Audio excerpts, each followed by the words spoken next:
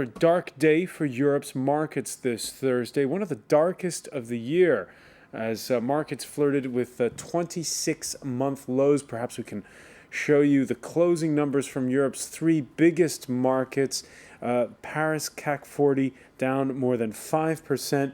The Frankfurt DAX nearly as much, and in London a huge drop as well. Investors here don't believe in the U.S. Federal Reserve plan to buy back bonds. Otherwise put, salvation won't come from Washington.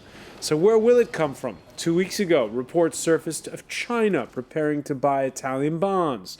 France this morning awoke to news of Qatar interested in pumping money into BNP Paribas Bank. So can the so-called BRICS pick up the slack and save the world economy? If not, can Europe figure it out on its own? Today in the France 24 debate, who can save Europe? And with us to talk about it, Xavier Richet, who talks all about economic relations, Europe and China as well, at the Paris' Sorbonne Nouvelle University. Thanks for being with us. Also with us is Harold Howe, Associate Professor of Finance at the University of Geneva and the Swiss Finance Institute. Thanks for being with us. Also is Fabrice Semon, co-founder of Lutetia Capital. Thank you for being with us. Yves Bertoncini, Secretary General of Notre Europe. Explain what Notre Europe, our Europe, is. Notre Europe is a think tank funded by Jacques Delors, dealing with the European issues, which is particularly necessary today. All right, and with the outsider looking in to this debate is Ambrose Evans Pritchard across the channel. He's the international business editor at the Daily Telegraph. Thanks for being with us. And by the way, you can weigh in on the conversation. I must say, viewers today not seeing the glass half full. On Twitter, Albert John from Greece writes, "Don't panic, Merkel consults today with the Pope, heaven to compete with Switzerland as a safe haven." On the France 24 Twitter feed on our at François F24, when we asked who can save Europe, well, here's what Arun wrote back. No one. It looks like vacuum in political leadership across Europe, stagnation at all levels, and total incompetence. Terrible. And over on the France 24 debate Facebook page, when we asked who can save Europe, well, Telmore Enlove from Harare answered Zimbabwe. I sense a tinge of irony in what Telmore wrote. Perhaps I'm wrong, though. Better to laugh than to cry, though, at the numbers we're about to show you. You saw the markets at the top. How about the French banks and their numbers tanking miserably as well this Thursday? The worst hit, Société Générale, down another 9.5%. And this is what the IMF's chief economist said on Tuesday about the banks.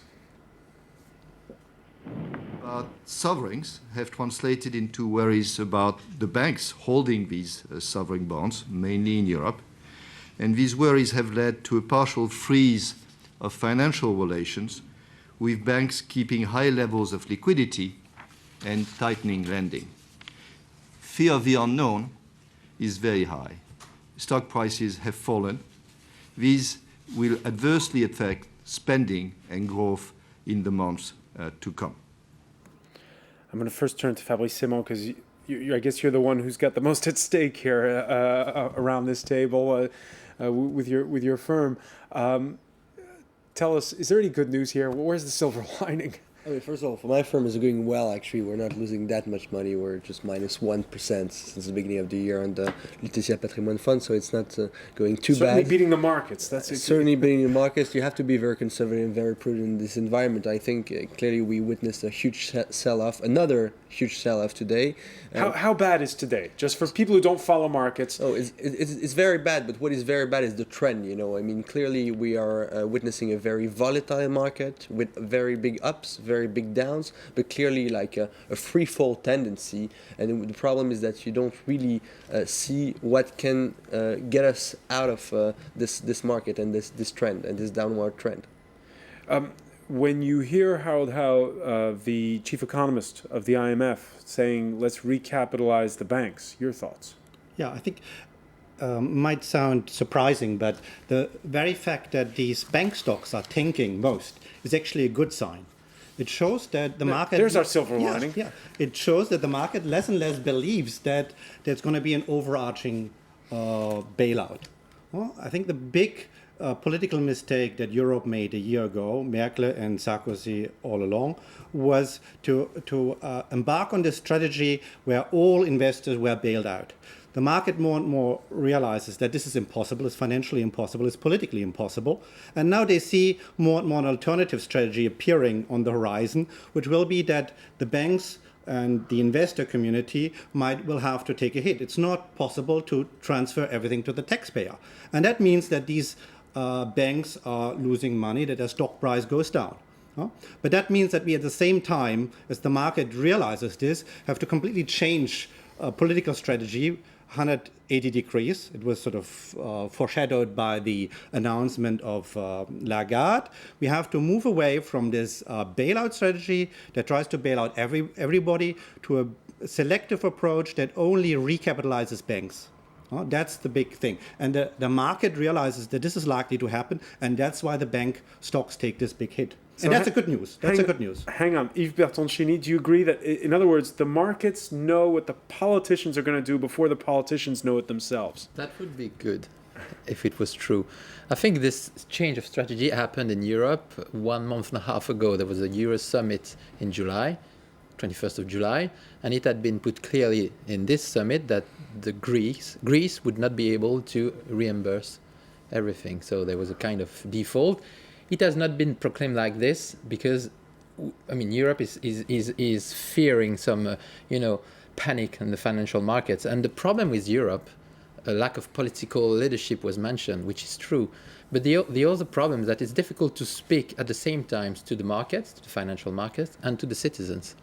And that is also what is at stake, because you can give message to have cooler financial markets, but you will have contradiction from the citizens' point of view.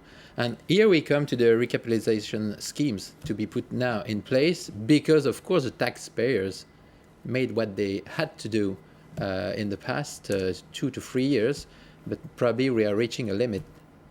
So, in other words, you still have the open-ended question of who's going to pay either way, whether it's a bailout or a recapitalization of banks.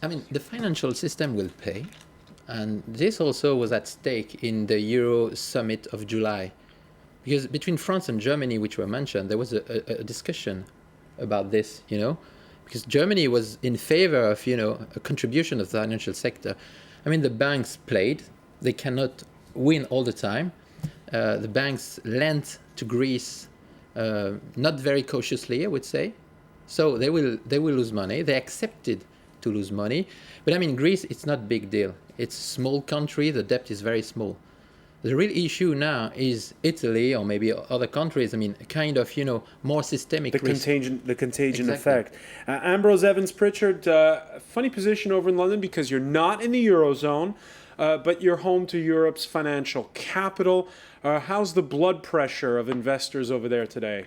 Well, let me be clear. If the Eurozone goes into some kind of disastrous meltdown, it'll bring down London as well. It'll bring down the British banking system and the British financial system. So we're totally sort of joined at the hip on this. There's no separate interest, and there's certainly no kind of Schadenfreude or conspiracy over here that who they want to see the Eurozone get into greater difficulties. And the idea now, do you agree with what Harold House said a moment ago, that the markets are in fact anticipating that it's not going to be a bailout, it's going to be a recapitalization of banks that's awaiting us around the corner? Yeah, essentially, my view is the city has just written off the European banking system as no longer having any basic worth. So they're assuming that they're going to have to be recapitalized by force, essentially, the Scandinavian solution where they're nationalized. In other words, most of the European banks are going to have to be nationalized, which means the shareholders just lose almost everything. But that's the only way to do it. If you've got a massive crisis like this, the IMF says they need to come in and recapitalize to the tune of 200 billion euros. and it may be even more than that, you're essentially going to wipe out a lot of the banks. But that's fine. I mean, the governments of the different countries, take that over.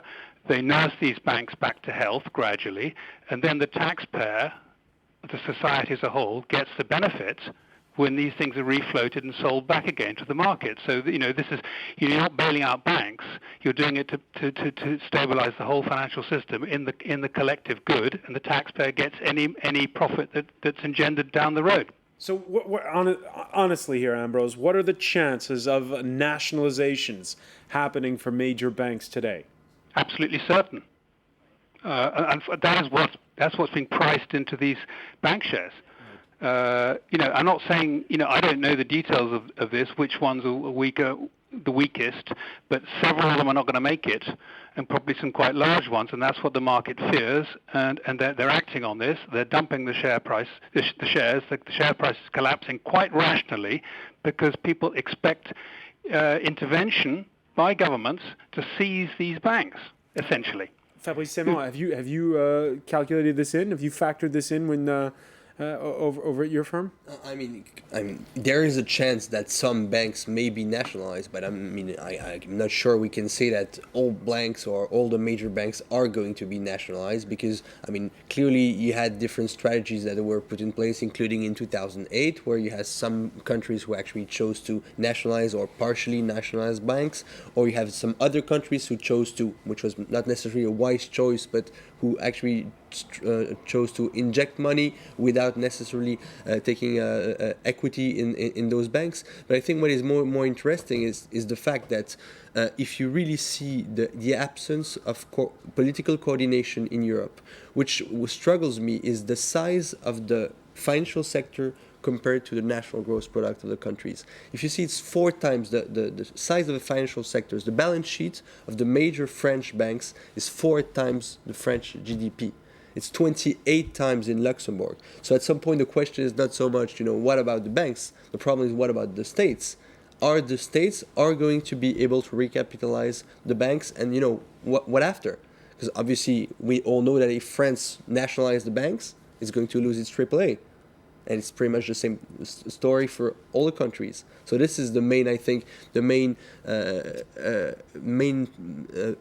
in which, as a citizen, we should be concerned about. All right, so the issue of where do you come up with the money, and on that point, on the sidelines of the IMF and World Bank annual assemblies, representatives of the so-called BRICS nations, Brazil, Russia, India, China, South Africa, are huddling this Thursday. They're scheduled to meet to see how to help the Eurozone.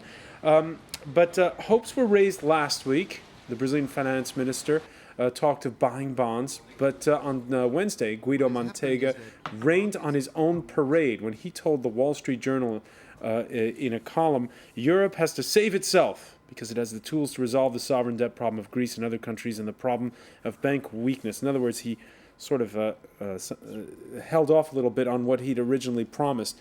Xavier Richet, can Europe turn to the BRICS for help? Well, I don't think. I think that countries, first, there are different countries among the BRICS, so you cannot compare, for instance, Russia with China or India, and even Brazil, because they are in a very separate environment.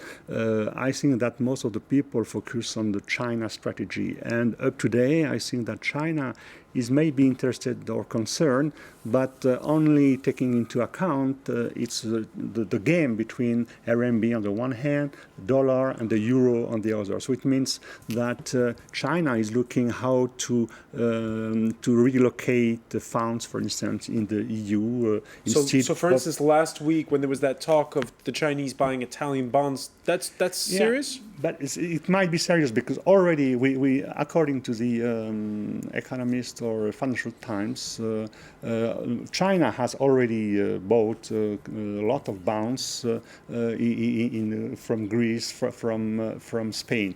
But the problem is up to where, first, and secondly, what are at stake for China. So the problem for China is to keep its own interest and eventually to, let's say, gain control capital of physical assets and not necessarily financial what assets. are they going to ask in return? Chinese will behave like any other financial investor. There's no particular interest. There's no hope of being saved by China or by Dubai. And it's a European problem. It needs to be addressed by resolute state action. And our principal problem is not the Chinese or the Dubai, or it is the political economy inside the nations. It's namely that the banks, for the last year, out of their own self-interest and interest for their shareholders, have directed the politician into the completely wrong direction, into a dead end.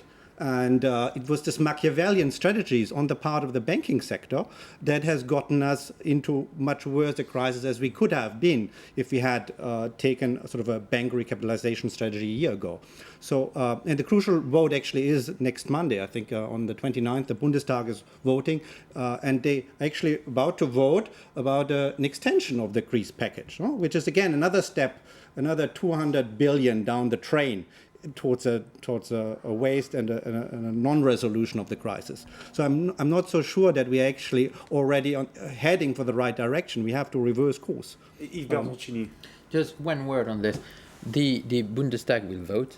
Indeed, there's no surprise about it, no suspense. They will vote in favor of the extension of the EFSF. Could be close, though. No, because the opposition will vote in favor. So if you had the Green and the SPD, you have a positive vote. Of course, Angela Merkel could lose some votes in the CDU, but globally it will be a yes.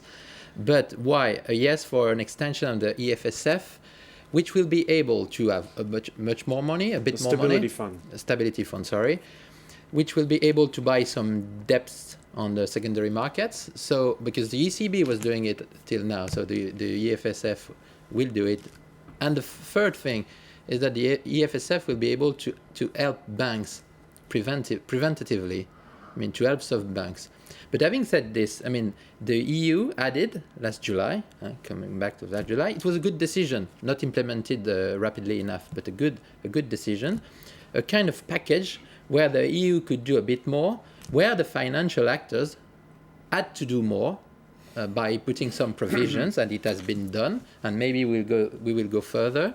But I agree on the fact that the solutions are at a national level too, because as far as the recapitalization of the banks are concerned, the EU can only authorize such a move. And the European Commission recently said it's okay. If we have more state aid, it's okay.